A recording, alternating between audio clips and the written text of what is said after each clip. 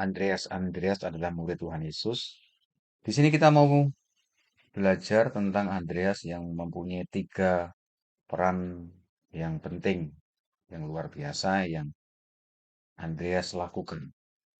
Yang pertama, diambil dari Yohanes 1 ayat 41 sampai 42. Andreas mula-mula bertemu dengan Simon saudaranya, dan ia berkata kepadanya, "Kami telah menemukan Mesias, artinya Kristus." Ia membawanya kepada Yesus. Yesus memandang dia dan berkata, "Engkau Simon, anak Yohanes, engkau akan dinamakan Kefas, artinya Petrus." Yang pertama adalah Andreas yang memperkenalkan Simon Petrus, saudara kandungnya, kepada Tuhan Yesus. Dan kebijakan ini ternyata mempunyai makna historis yang tak terhingga. Kita tahu Petrus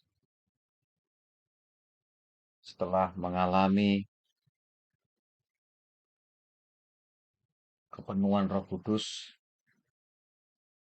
sekali berkhotbah 3.000 jiwa bertobat. Dan peristiwa-peristiwa lain yang bisa kita baca dari Kisah Para Rasul. Begitu luar biasa Simon Petrus dipakai itu. Yang kedua, tentang peranan Andreas, yaitu dari Yohanes 6 ayat 8 dan 9. Seorang dari murid-muridnya, yaitu Andreas, saudara Simon Petrus, berkata kepadanya, "Di sini ada seorang anak yang mempunyai 5 roti jelai dan 2 ikan. Tetapi apakah artinya itu untuk orang sebanyak ini?" Yang kedua adalah Andreas yang menemukan anak yang mempunyai 5 roti, jelai, dan 2 ikan. Dan membawanya kepada Tuhan Yesus. Dalam peristiwa ini, ada satu peristiwa yang luar biasa, mukjizat yang besar. Tuhan Yesus memberi makan 5.000 orang. Dari 5 roti, jelai, dan 2 ikan. Tuhan Yesus melakukan mukjizat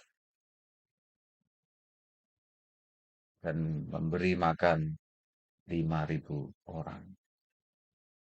Kita juga bisa belajar apapun yang kecil jika diserahkan kepada Tuhan. Apa saja kita serahkan kepada Tuhan, maka itu akan menjadi hal yang luar biasa karena di tangan Tuhan. Dan yang ketiga, yang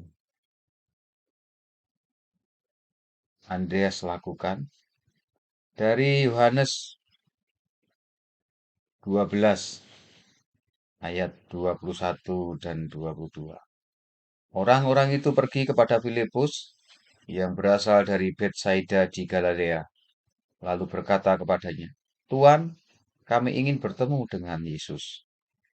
Filipus pergi memberitahukannya kepada Andreas. Andreas dan Filipus menyampaikannya pula kepada Yesus. Yang ketiga, Andreas pula yang mengatur pertemuan antara orang-orang Yunani dengan Tuhan Yesus.